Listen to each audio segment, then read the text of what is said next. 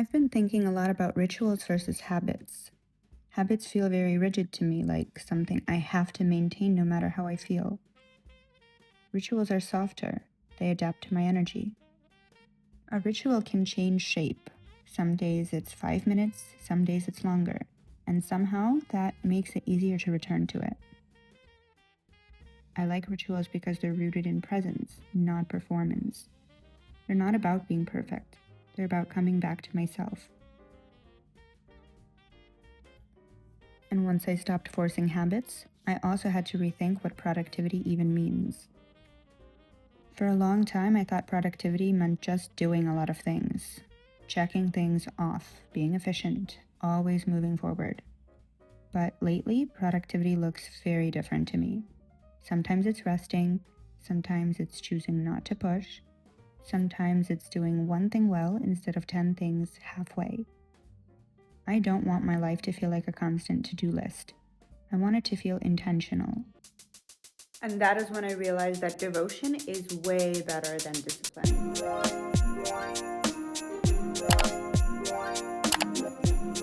Hey girlies, welcome back to my channel. I'm so excited to see you all here. It is the end of the year.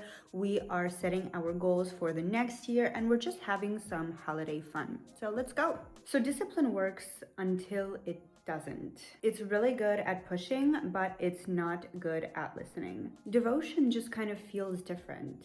It feels more natural. Instead of making myself follow specific steps, specific timings, specific everything, I just decided that I need to relax, and I am doing everything that I'm doing out of love for myself. So I'm not waking up at 5 in the morning doing my practice and going at the gym because I have to. I'm waking up and doing all of that because I get to. Because I get to care for myself, I get to love myself, and I get to show myself all of this in this specific way.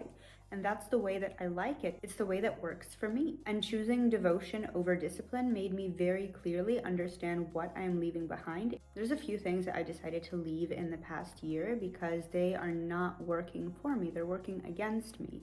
And that is rushing. It is the feeling that I'm already late for something. It is the feeling that I can't do this anymore because someone else did it. It's comparing myself to other people. It's comparing my story and my journey to other people. We should not be doing that. We should just be moving through our own journeys and having our own amazing life happen to us because we're all unique. We all have our own journey. We all have our own ways. I'm leaving the idea that everything valuable has to be hard and the rest has to be earned. Some things do not need to be analyzed, healed, or fixed. They literally just need to go. They just need to be released. I have cleaned out so many things from my life this year. Old friends, my job, some habits, some hobbies. I'm literally starting my life like from scratch. And honestly, it feels liberating. I feel like I am going to reach so many things because I have let go of so many things. I've opened up the space for new things to come to me. But let me tell you, it was a lot of work. I did not just have to clean the apartment or my closet. It had to be a lot of work on the inside too. Angry letters, cleanses, a bunch of rituals and all that kind of stuff. I would not have been able to fully clear out everything without Kundalini Yoga, of course. For the girlies that want to do a full cleanse from the inside out, I invite you to go to the description and find a free Kundalini Yoga practice to clean out all of your past emotional connections, which can live inside of you for up to 7 years and feed off your energy the entire time. So let's keep our energy to ourselves. Click on that link and get rid of those energetic vamps. Instead of pressure, I want to move forward gently, one step at a time. I really believe in getting 1% better every day. Not transforming overnight, no dramatic resets. Just tiny improvements that compound over time, a little more care, a little more awareness. It feels sustainable, and more importantly, it feels just good. That mindset also changed how I think about goals. Let's talk about goal setting. So this year, I am setting realistic goals, goals that are supporting me, not goals that are taking over my life. Remember that you don't need everything to happen all at once. It's gonna be too much for you. It will happen when the time comes. So the first and most important thing that you need to remember is that you need to start with capacity, not desire. We desire a lot of things, but we are not capable of doing all the things all at once. Unfortunately, yeah, I would love to have it all at once too. Who wouldn't? But honestly, we can't. So most of the time we are creating goals, we are writing down goals that are coming from our desire. So like we sit and we visualize who we are going to be, who we want to be, who we are dreaming of being. And from there, we look at that person that we visualized and we think, okay, this person has this, that, and that, and this. And we start writing that down as our goals. But our desire is not telling us the whole truth, okay? Our desire is not taking into account days when we get distracted, days when we are not feeling so good, days when just life happens, you know? Life can happen at absolutely any moment, and you are not able to really stop that from happening. Some things just happen and you really don't have control over them. Capacity is your time, your energy, your nervous system, your responsibilities, your distractions, your life, your family, your friends, your loved ones. I'm running out of fingers here, but I'm not running out of things that can happen.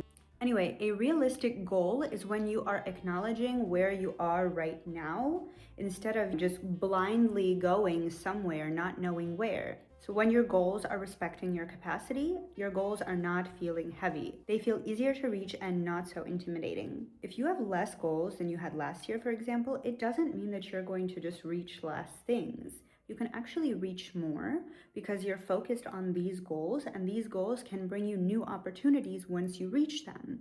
Whereas if, for example, you have 100 different goals and they have to do with a bunch of different random things in your life, you are literally going to be going crazy, and by this summer, you're going to be like, oh my God. Too many goals are dividing your attention. You're not able to focus on this goal, you're not able to focus on that goal. You do a little bit everywhere. This is my biggest problem, actually. I have so many things that I want to do, and I try to fit everything into like this small space, and I end up doing the things, right? But I feel like I could have done them better if I were to focus on each one separately and, give each one more time and attention at once. So choosing fewer goals for me was not giving up. It's literally just caring for my own self, for my own capacity, for my own energy. And I recommend that you do the same thing. A goal that only works in your ideal routine is not going to work in the rest of your life.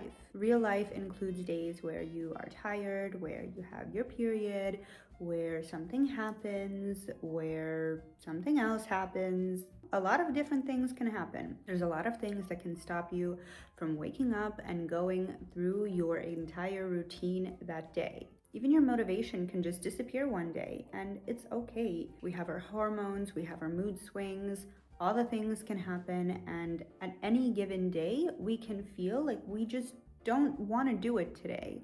Instead of pushing yourself, allow yourself to do it in your own time. That's where the devotion comes in, okay? You're not skipping it because you're feeling lazy. You're finding a way to go around it because you are still devoted to yourself. You're still devoted to loving yourself and to caring for yourself. But just today, you don't want to do that specific thing, and that's okay. Find a way to work around it. That's devotion. So sustainability is way more important than intensity. Remember that. Progress is something that unfortunately very often you are not able to see day to day. Consistency does not mean never skipping a day. It means returning. So if you're tracking direction instead of perfection, you are allowing yourself to be human and to make your own progress at your own pace. So this approach is going to create trust with yourself instead of just more fear of failing. And of course, throughout all the goals, remember to leave space to breathe. Leave space for your own self, leave space to rest.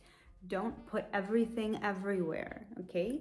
If you need to, in your calendar, mark days when you are just going to be resting. Mark half the day, mark evenings when you're going to be, doing a full-on ritual or something like that. Take your goals, put them into step-by-step plans, and start taking those baby steps. And remember that life is not linear. It moves around just like this. the same way your goals are going to be moving. It's okay. We're not perfect. We're not going to be reaching everything every single day and being the best every single day. So make sure you are leaving space, because when you have space, your goals are supporting you and not controlling you. So this is the energy that I am taking with myself into the new year. Soft, devoted, and intentional. Let me know in the comments below how you are feeling by the end of the year, and make sure to write down 3 of your main goals to manifest them quicker. Thank you so much for watching this video. Don't forget to like and subscribe to support your girl, and I will see you next Friday. Merry Christmas and Happy New Year!